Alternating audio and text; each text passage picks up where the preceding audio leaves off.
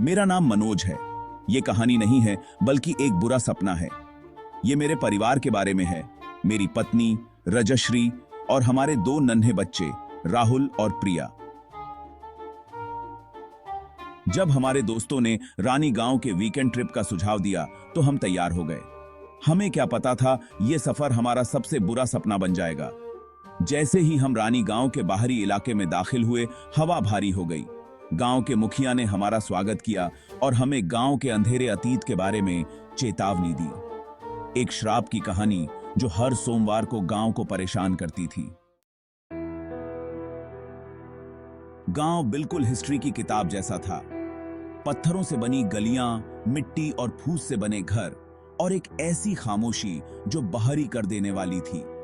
ग्रामीण हालांकि देखने में सौम्य थे, लेकिन उनकी आंखों में एक उदासी थी, एक डर जो बहुत कुछ कह रहा था। हमारा घर गांव के बाहरी इलाके में था।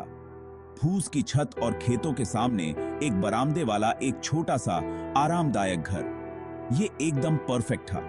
बच्चे बहुत खुश थे, इधर उधर भाग रहे थे, अपने नए परिवेश को एक्सप्लोर कर रहे थे। जैसे जैसे रात हुई, सन्नाटा और गहरा होता गया। बच्चों की हंसी शांति में गूंजती हुई लग रही थी। रजश्री अनयूजुअली शांत थी, उसकी निगाहें दूर खोई हुई थीं। मैंने इसे लंबी यात्रा की थकान समझकर नजरअंदाज कर दिया। जैसे ही सूरज उगा, आसमान को नारंगी और बैंगनी रंग में रंगते हुए हम गांव एक्सप्लोर करने निकल पड़े। हवा ताजा और ठंडी थी, जंगली फूलों की खुशबू लिए हुए, लेकिन एक अजीब सी बेचैनी थी जिसे मैं दूर नहीं कर सका। जिन ग्रामीणों से हमारी मुलाकात हुई वे विनम्र थे लेकिन दूर। उनकी मुस्कुराहट उनकी आंखों तक नहीं पहुंचती थी। वे धीमे स्वर में बात करते थे, मानो डर रहे हों कि कोई सुन रहा है। उनकी फुसफुसाहट हमारा पीछा करती रही, जैसे हवा में पत्तों की सरसराहट। उस रात मेरी आंख खुली एक अजीब सी आवाज से, एक धीमी दर्द भरी चीख जो हमारे घर के बाहर खेतों से आ रही थी। जब मैंने बाहर देखा तो मैंने एक आकृति देखी जो सफेद रंग में लिपटी हुई थी, खेतों के किनारे पर खड़ी थी। आकृति घूमी और एक पल के लिए हमारी नजरें मिली। मेरे खून में ठंडक दौड़ गई। आंखें एक अकल्पनीय दुहक, एक प्राचीन पीड़ा से भरी हुई थीं। अगले दिन रजश्री अलग थी। उसका हंसमुख व्यवहार एक भयानक चुप्पी से बदल गया था। उसकी आंखें जो कभी गर्मजोशी से भरी होती थीं, अब खाली थीं, दूर तक घूर रही थीं। उसने खाने से इनकार कर दिया, बात करने से इनकार कर दिया। वो बस खिड़की के पास बैठी रहती, खेतों को घूरती रहती।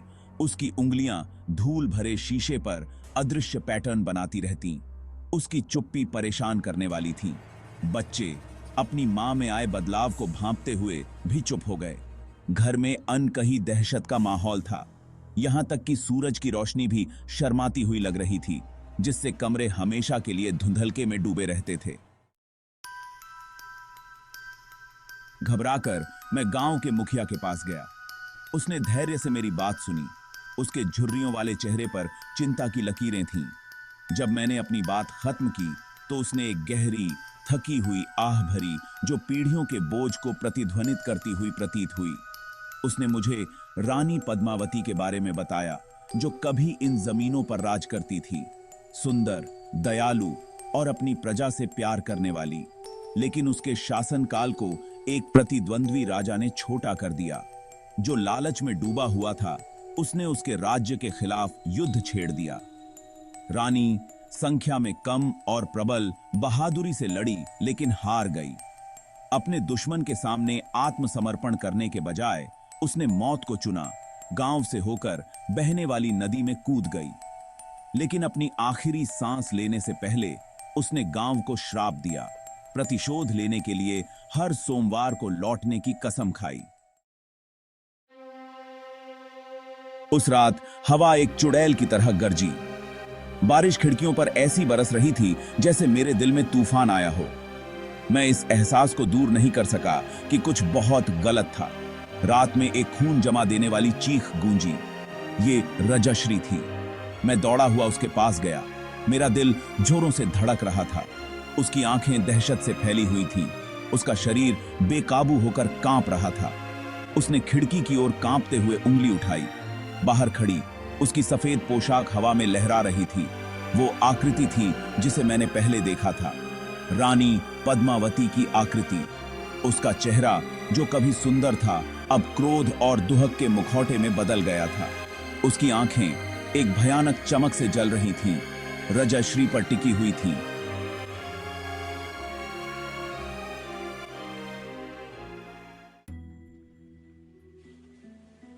भाग 7। सोमवार का श्राप। गांव के मुखिया ने हमें श्राप के बारे में चेतावनी दी थी। उसने कहा था कि रानी पद्मावती की आत्मा शांति न पा सकने के कारण हर सोमवार को गांव में घूमती रहती है, एक पात्र की तलाश में, एक शरीर जिसमें प्रवेश किया जा सके अपना बदला लेने के लिए। और ऐसा लग रहा था कि उसने रजश्री को चुन लिया है। दहशत ने मेरे दिल को जकड़ लिया। मैंने अपनी पत्नी को कसकर पकड़ लिया।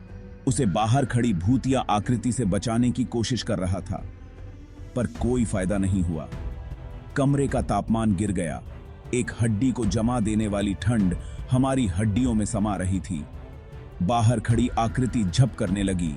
उसकी आवाज एक धीमी कर्कश गुर्राहट थी जो मेरी रीढ़ की हड्डी तक कंपा गई। मंत्र जोर से बढ़ता गया, एक अप्राकृतिक शक्ति के साथ गूंज रहा था, झोपड़ी की नींव को हिला रहा था। भाग 8। दहशत में फंसे।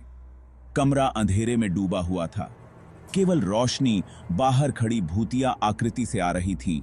उसकी आंखें रात में अंगारे की तरह जल रही थीं। रजश्री मेरी बाहों में छटपटा रही थी। उसकी चीखें मेरी दहशत को प्रतिध्वनित कर रही थीं। मैंने उसे शांत करने की कोशिश की, लेकिन यह निराशाजनक था। इकाई ने उसे अपनी चपेट में ले लिया था। उसका शरीर अस्वाभाविक रूप से मुड़ा हुआ था। उसकी चीखें जानवरों की तरह गुर्राने लगी थीं। बच्चे मुझसे लिपट गए। उनके छोटे छोटे शरीर डर से कांप रहे थे। मैंने उन्हें कसकर पकड़ लिया, विश्वास दिलाते हुए फुसफुसाया जो मैं खुद महसूस नहीं कर रहा था। हम फंस गए थे एक तामसिक आत्मा की दया पर। भाग 9। अज्ञानता की कीमत। एक अग्लुषणीय दरार के साथ झोपड़ी का दरवाजा खुला उड़ गया। हवा घूमती रही, अपने साथ कमल और क्षय की गंध ले आई। बाहर खड़ी आकृति ने झप करना बंद कर दिया। उसकी चमकती आंखें रजश्री पर टिकी हुई थीं। फिर धीरे धीरे जानबूझकर आकृति रजश्री की ओर बढ़ने लगी। हर कदम धीरे धीरे कष्टदायक था। हर गति एक भयानक अनुग्रह से भरी हुई थी जिसने उसके भूतिया रूप को टाल दिया था। मैं तब जानता था कि हम बर्बाद हो गए हैं। हमने चेतावनियों को नजरअंदाज किया था, किंवदंतियों को केवल कहानियां मानकर खारिज कर दिया था। अब हम कीमत चुका रहे थे, एक ऐसी कीमत जिसकी हम कल्पना भी नहीं कर सकते थे। भाग 10। अतीत का शिकार। रानी पद्मावती की आत्मा ने रजश्री में प्रवेश किया, उसके साथ विलय कर दिया, उसका उपभोग किया। रजश्री की चीखें शांत हो गईं, उनकी जगह एक भयानक सन्नाटा छा गया। फिर उसकी आंखें खुल गईं, लेकिन वे अब मेरी पत्नी की गर्मजोशी भरी, प्यार भरी आंखें नहीं थीं। वे ठंडे, तेज, एक प्राचीन क्रोध से भरे हुए थे। परिवर्तन पूरा हो गया था। रानी पद्मावती वापस आ गई थी, उसका बदला पूरा होने वाला था। आगे क्या हुआ यह एक धुंधली, भय और अराजकता की आंधी है। मुझे केवल ठंडी हंसी याद है जो झोपड़ी में गूंज रही थी, एक अपमानित रानी की हंसी, एक पुनर्जन्म लेने वाली रानी। उन्हें रजश्री कभी नहीं मिली, या शायद वो रजश्री नहीं थी जो उन्हें मिली थी। हो सकता है कि यह एक तामसिक आत्मा का पात्र था, एक श्राप की भयावह याद दिलाता है जिसने मरने से इनकार कर दिया। सालों हो गए हैं, लेकिन दुःस्वप्न जारी है। रानी गांव वीरान है, अतीत से प्रेतवाधित एक भूतिया गांव। और मैं एक टूटा हुआ आदमी हूं, हमेशा के लिए उस सोमवार की गूंज से प्रेतवाधित हूं। जिस दिन मेरे परिवार को रानी पद्मावती के भूत ने चुरा लिया था।